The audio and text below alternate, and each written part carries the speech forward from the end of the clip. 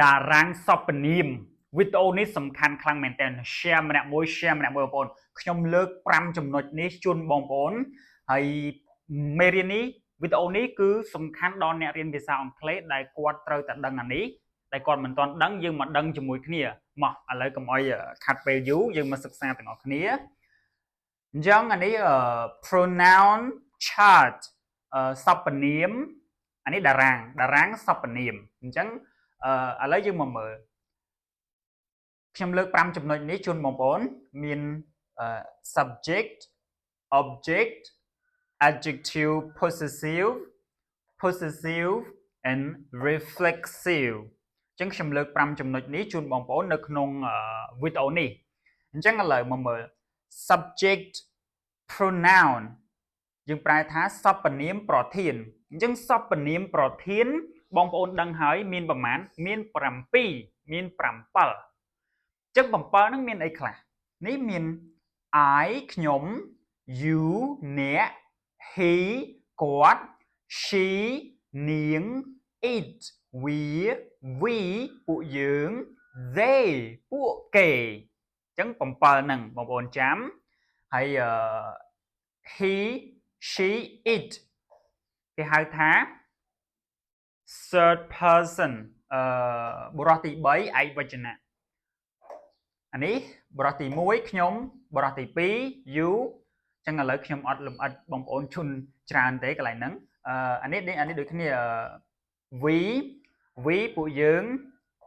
មានន័យថាបុរសទី1ដូចគ្នាដល់ពេល they ពួកគេបុរសទី3ដូចគ្នាប៉ុន្តែវាជា plural វាជាពហុវចនៈអញ្ចឹងឥឡូវយើងមកមើល subject មាន7ហ្នឹងឥឡូវយើងមកមើល object pronoun សព្វនាមកម្មបទអញ្ចឹងសព្វនាមកម្មបទមានអីខ្លះនេះវាបំលែងពី subject មកមាន I ទៅជា me យើងប្រែថាខ្ញុំដូចគ្នា I មក object me you អ្នក him គាត់ her នាង it វា us ពួកយើង them ពួកគេឃើញទេបងប្អូនពួកគេអញ្ចឹងយើងប្រែដូចគ្នាគ្រាន់តែថារបៀបនៃការប្រើខុសកន្លែងគ្នាគឺយើងប្រើខុសកន្លែងគ្នាដោយសារអីគេប្រធានយើងប្រើនៅខាងដើមប្រយោគដល់ពេលobject គឺយើងប្រើនៅខាងក្រោយកិរិយាសព្ទឥឡូវចាំទៅមើលឧទាហរណ៍ពេលក្រោយលម្អិតពេលក្រោយមានឧទាហរណ៍មានអីអាហ្នឹងយើងងាយស្រួលយល់ទាំងអស់គ្នាអញ្ចឹងវីដេអូនេះខ្ញុំគ្រាន់តែបង្ហាញជូនបងប្អូនឲ្យចំណាំប្រមាណ7យ៉ាងហ្នឹងទេអញ្ចឹងឥឡូវយើងមកមើលចំណុចមួយទៀតadjective possessive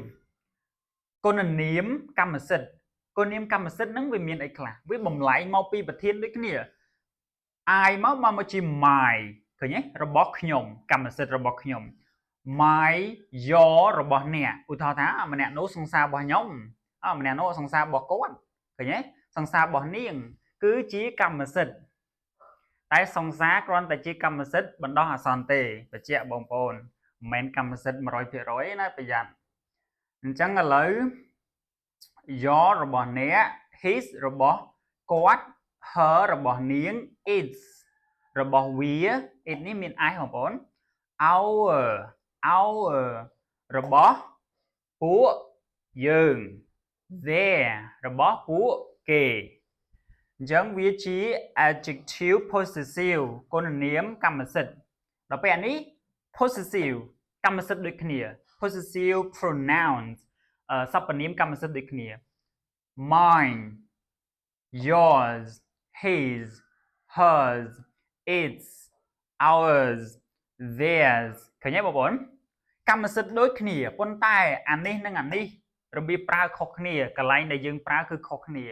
អានេះគឺវាប្រើ before noun ខាងមុខនាមឧទាហរណ៍ថាthis is your book មានន័យថាឃើញទេ your book អា book ហ្នឹងគឺជាគុណនាមឃើញទេបងប្អូន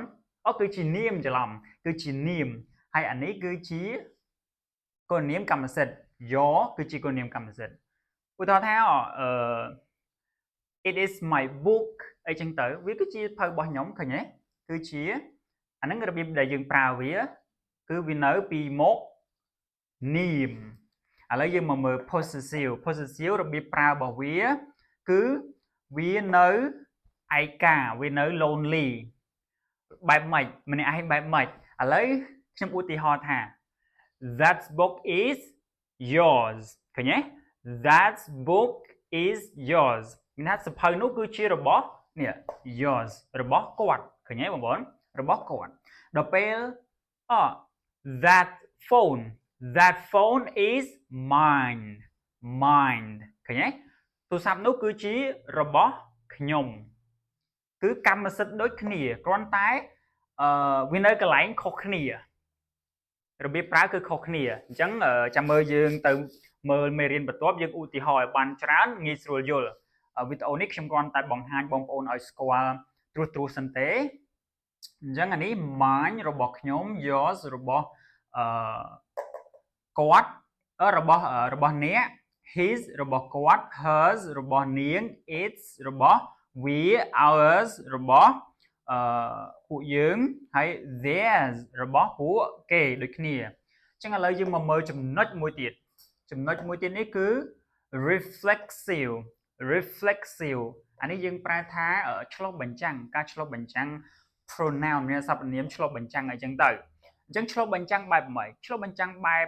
នេះយើងបំលែងពី subject មកប្រធានមកដល់កន្លែង reflexive នេះគឺ myself ឆ្លុះបញ្ចាំងពីខ្លួនខ្ញុំផ្ទាល់មានន័យថាអានេះយើងប្រែថាខ្លួនខ្ញុំផ្ទាល់មានន័យថាខ្ញុំផ្ទាល់ខ្លួនខ្ញុំផ្ទាល់ yourself ខ្លួនរបស់អ្នកផ្ទាល់ឬមួយក៏អ្នកផ្ទាល់ខ្លួនរបស់អ្នកផ្ទាល់ himself គាត់ផ្ទាល់ខ្លួនរបស់គាត់ផ្ទាល់ herself ដូចគ្នាខ្លួនរបស់នាងផ្ទាល់ itself វាផ្ទាល់ខ្លួនរបស់វាផ្ទាល់អីចឹងទៅ ourselves អញ្ចឹងអានេះ selves មានVES ដោយសារវាជា plural វាជា plural អញ្ចឹង themselves ដូចគ្នាអានេះគឺវាមានសំឡេងវាមាន ES នៅខាងចុងវាជា plural ដូចគ្នាយើងប្រែថាពួកគេផ្ទាល់ពួកយើងផ្ទាល់វាផ្ទាល់នាងផ្ទាល់គាត់ផ្ទាល់អ្នកផ្ទាល់អីចឹងទៅរបស់មានថាអ្នកផ្ទាល់ខ្ញុំផ្ទាល់អីចឹងទៅ myself អញ្ចឹង5ចំណុចនេះគឺខ្ញុំបានពន្យល់ច្រើនជូនបងប្អូនហើយសង្ឃឹមថាវីដេអូមួយនេះនឹងមានប្រយោជន៍មានសារៈសំខាន់ដល់បងប្អូនបើសិនជាគាំទ្រសូមកុំភ្លេចជួយចូលទៅចុច subscribe channel YouTube ខ្ញុំម្នាក់មួយផងដើម្បីជាកម្លាំងចិត្តហើយ share ម្នាក់មួយផងជាវីដេអូចែករំលែកចំណេះដឹងបន្តិចបន្តួចតាមទឹកចិត្តនិងក្តីស្រឡាញ់អញ្ចឹងអរគុណច្រើនពុកម៉ែបងប្អូន